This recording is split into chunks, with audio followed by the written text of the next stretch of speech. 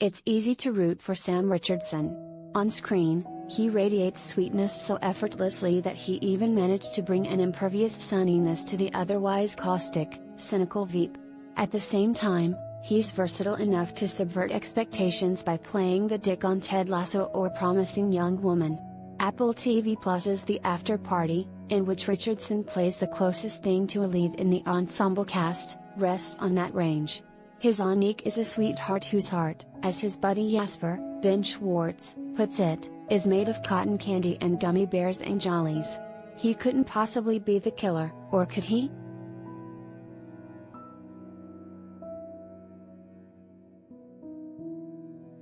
Chris Miller's murder mystery switches genres from episode to episode as different characters take turns telling their stories, and for Anique, an escape room designer who's shown up at his 15-year high school reunion in hopes of rekindling a romance with his former crush, Zoe Zhao, the evening has been a rom-com, complete with a meet-cute, an indie pop soundtrack and a tender moment in the rain.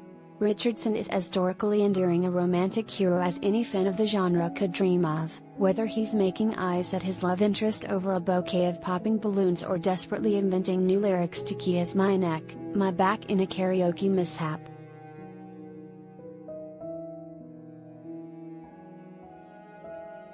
Richardson has long demonstrated a gift for provoking belly laughs, sometimes even without seeming to do much at all. On Veep, he regularly stole scenes from more established comedy stars like Julia Louis-Dreyfus just by standing in the background with a big, oblivious grin pasted on his face. By contrast, Anique is often the straight man to more colorful characters like motor-mouthed Jesper or aggro Brett, Ike Barinholtz. But here, too, Richardson regularly makes funny scenes funnier with a silent squint of bafflement or a comment muttered under his breath with crackerjack comic timing.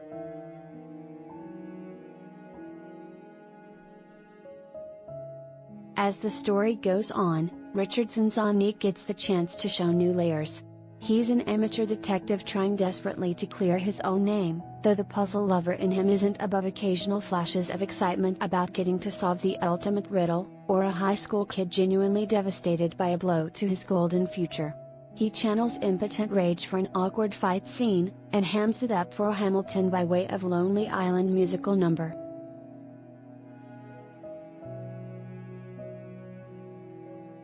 In a show that hinges on the details, on the tiny discrepancies between different accounts, or subtle misreadings of various characters' moods and motives, Richardson delivers a precisely calibrated performance that helps keep the Afterparty on an even keel, no matter if it's drifting off into animated fantasies or diving into Fast and Furious style action.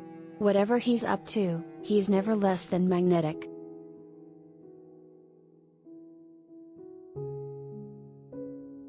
The Afterparty isn't Richardson's first leading role. He also starred in The Joyously Silly Detroiters and The Spooky Clever Werewolves Within.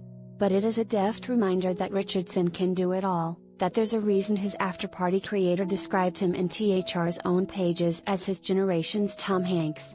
All that's left for the rest of us to do is sit back and watch him continue to ascend.